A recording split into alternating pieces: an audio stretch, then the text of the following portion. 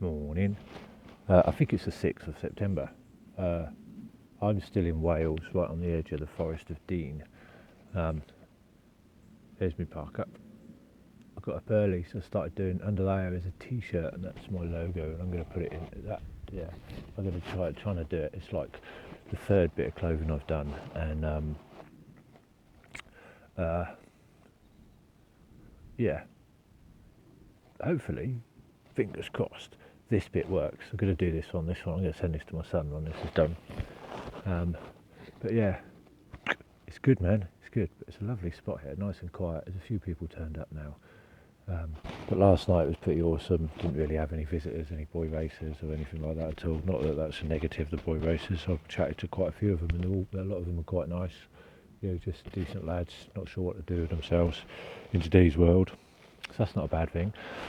This video, I thought I'd do a video about starting out in van life, because there seems to be a lot of questions asked of people that live on the road. Van life obviously being a generic term, some people don't like it, that sort of thing. But you know, just you know, starting out living in a van. Disclaimer time. This is just my opinion. You may disagree. That's fine. I've got no problem with that. There's lots of things to consider. I've just made a brief list of different bits and pieces that some people might have questions about. So I've even made some bullet points on a writing pad. How organised am I? Not. Yeah. So starting out in van life, first thing obviously, you've got to choose a van.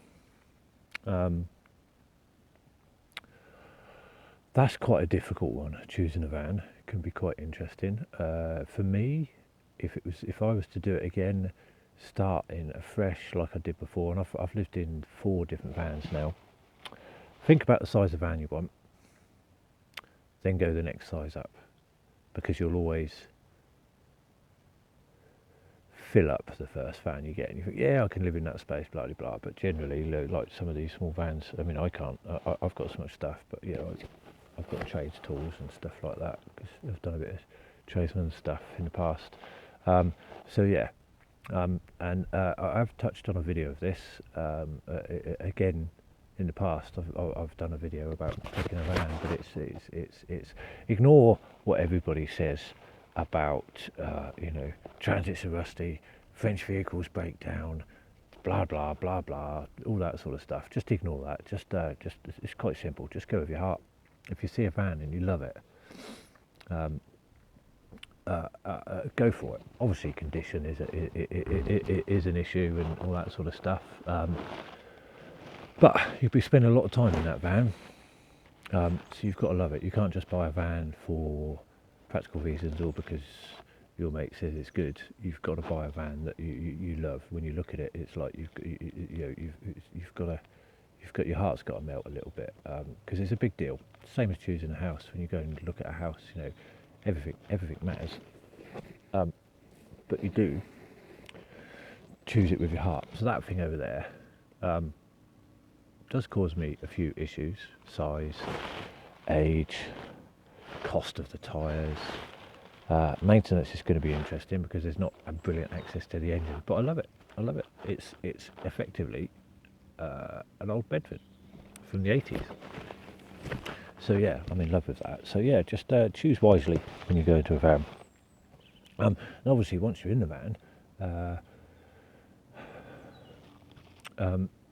finding park-ups and anxiety. There seems to be a few people who are a bit worried about finding park-ups and stuff like that. My advice is, or my opinion on that is, you're going to get anxiety anyway. Nothing anybody says or does is going to change that, but it has to be like a time-served thing. I've lived in vans on and off for 8-9 years, maybe even 10 years. I've also driven lorries, like done tramping, so I've worked away in lorries and stayed away in the truck all week. For me, that was more. I found that a little bit more anxious, because obviously I was driving a vehicle that had valuable goods on, in particular very valuable goods that I used to deliver when I used to do tramping. So the anxiety does go away. You get things now and again. I mean, I'm a bit paranoid, so I get a bit worried now and again, but generally it's quite good. And most humans, 99% of humans that you meet on the road, different people that don't live the way that we do, are lovely. And I always make a point, if I'm in a spot like I am now, I don't know if you can see down there's a few cars, I always make a point of just saying hello and smiling at people, even if you can see that they're just not interested. It's just yeah, one of them things. So yeah, don't worry about the anxiety. Obviously you're going to worry about the anxiety, that's the whole point of the anxiety thing, but that does go away. And there's plenty of people out there on the road. You can go to popular spots where the van lifers are and all that sort of stuff. So yeah, you'll get over that.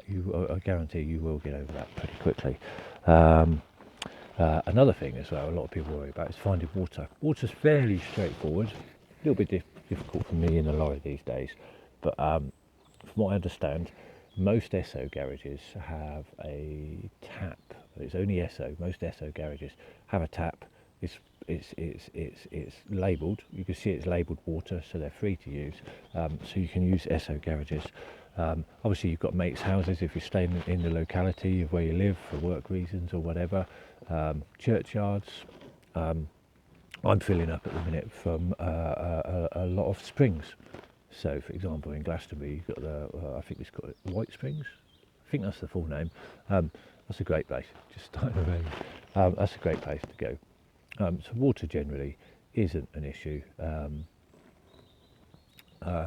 Yeah, I've had a couple of times where it's been a bit of a problem during lockdown, but yeah, it's all generally quite good, to be honest. That's fairly straightforward. Earning. Now, a lot of people go, how do you earn while you're travelling? Well, there's lots of ways you can earn while you're travelling. Initially, when I started out in van life, I was working.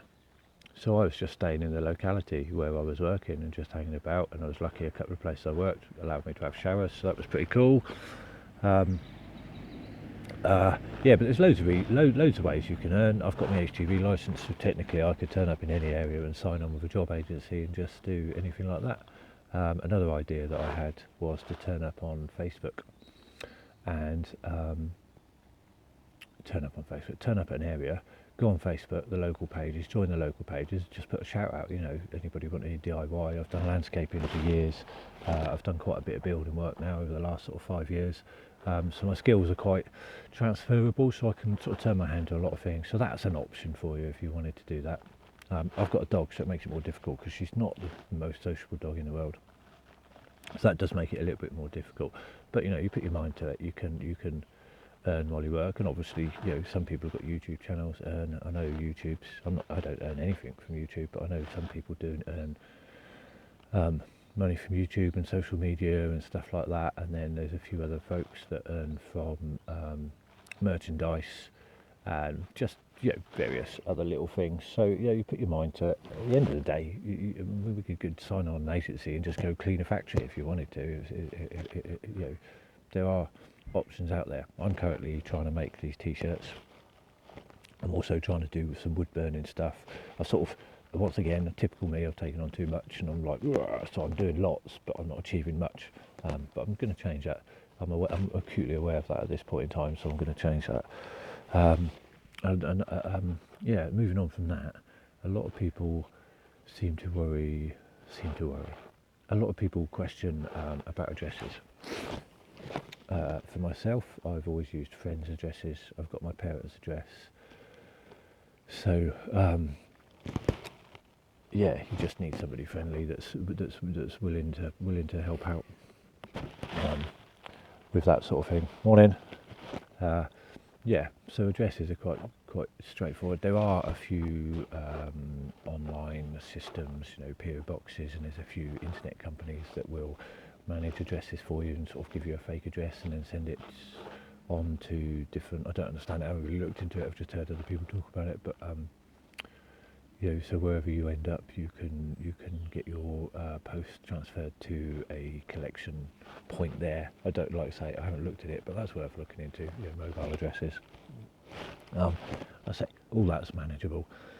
No one said van life was easy.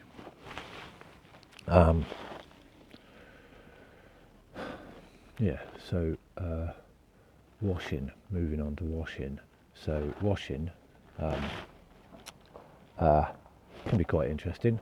In the summer months, I'm a bit keen to dip in the river. I don't like to swim. I'm not like other people. I flipping hate the cold, if I'm honest. So I tend to jump in the river or a lake or whatever, and just have a quick rinse off. I don't stay in there long, literally seconds, because just I can't deal with the cold so much. But yeah, you've got the option, the same as when you're in a house. I've got a sink, fill it up with water. I can have a strip wash with a flannel. I'm lucky enough to have a big line, and eventually I will have a shower room in there. I'm going to have a solar system on the roof, like made out of black pipes. So I'll have a solar system that I'll be able to pressurise and set that up. I'm also going to buy like a big old metal like watering can type thing. So in the winter months, that's going to go. I'll fill it up with water and I'll put it on top of my burner, warm it up, and then transfer that to some sort of header tank, which I've yet to work out how it's going to work, but should be fairly straightforward. I'll tip that in the header tank, jump in the shower, job done. Like I say, I'm lucky to have that space. Again, though, going back to the addresses, friends and family and all that sort of stuff, I know a few van lifers that don't travel miles from the immediate area for work and that, so you've got mates. The other thing as well that I used to go to the gym a lot. Obviously they've got showers in gyms, so that's quite handy. And then you've got campsites. I used to stay on a campsite, £7 a night, and it had the best facilities for washing, like a proper bathroom with a shower and a toilet and sink and shaving facilities. And shaving facilities have got a bloody beard. So yeah, that's worth a look. There are really cheap campsites out there with basic showers that are quite handy. Like I say, £7 a night for one, once a week, job done. The rest of the week have a strip wash. So that's fairly straightforward. A lot of people do think we're all a bit crusty, and that's not the case. Yeah, and then finally, and I'm sure I've probably missed some points here, but something to consider, I think is majorly important, is heating. So when you do, if you're going to build your own van or buy a van, I think one of the most important things is, if it's not already, then do it, is insulate the floor. Because in the cold months, when it's -3 and the floor is all frosty, all that cold air is just going to come up through the floor. So for me, the most important thing is insulating the floor. Secondary to that is just insulating, just as much as you can afford.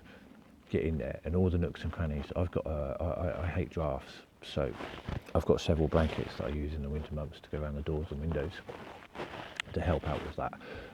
Heating wise, I've heard a lot of people use sort of gas heaters and stuff like that. I'm not a huge fan of that for several reasons. One is it's poisonous, CO2 or carbon dioxide, crikey. But yeah, I'm not a big fan of gas heating, although it's convenient, just flick of a switch. It does, however, create a damp heat. So when you put your gas heating on, the very first thing that's going to happen is your windows are going to steam up. But if your windows are steaming up, then your inside of your walls are going to also be steaming up, and you're creating moisture, which is something you don't really want in your vehicle. So I wouldn't consider gas at all. But again, it's up to you. You can if you want. I know a few people that live in proper coach-built motorhomes that came with like those like 4-bar gas heaters, and they love it, and that's what they use. For me, though, it's a big no-no. Two choices. You've got diesel heaters, and the Chinese ones are pretty good, which you can get for about £100 now. If you were to buy a Chinese heater, the very first thing I would do is buy a Erbesbacher glow plug that would fit in your heater. Now it's going to have different plugs on the end, but you can just chop them off and wire up the electrical plugs from your Chinese one, because the glow plugs in those Chinese ones are dire, and I've heard that sometimes they can last days, whereas mine went. No, that's a point actually, I should point that out. They might only last days, and then to go and get a spare, it's going to be weeks. Well, if that's the middle of winter, that's no bloody good, especially if diesel heater's your only option. So maybe have a spare glow plug, but I would, if I'm going to put a diesel heater in here, and if I end up with a Chinese one, the very first, when I ordered the diesel heater, I will be ordering the Spasher glow plug as well, so I can do a transfer and put that on, and technically you shouldn't have any problems. I like all Chinese stuff, yeah, there's good and bad, isn't there? But generally I think those diesel heaters are brilliant. Mine was awesome. I did have a fuel blockage once, and it took me ages to find it. It was in the pump and I couldn't unblock it, and it was like, it took me 3 days just trying to sort it out, but I got there eventually. But I think you would get that with anything. But yeah, change the glow plug. Failing that, if you can afford it, get an Spasher, because they do have temperature control on there, whereas the Chinese ones don't. And the other option, of course, which is the option I quite like, in fact I'm probably going to have diesel heater, but I do have a wood burner. Now I'd like a multi-fuel so I can burn a bit of coal to keep it in overnight, and yeah, just wood burner. It's just lush, isn't it? It's just lush. And everybody goes, oh, you can't burn and you can't put a wood burner in your van. But yeah, that flipping house down there has got a wood burner in it, and that house down there's got a wood burner in it, and that house down there's got an open fire in it, but nobody gives you any grief for that. So ignore the naysayers, ignore all that. If you want a wood burner, it is amazing heat. Go for it, that's all I can say. So yeah, that's the 3 heating options. That's kind of the basics covered. If you're unsure about stuff, just ask people. You know, there's plenty of people out there on social media. I get asked questions all the time. I'm sure there's a lot of other van lifers out there that are significantly more popular than me that probably get questions every day. I've got no problem answering questions. I can't necessarily answer them every day straight away, but yeah, any questions, throw them my way. Yeah, like I say, I think that's most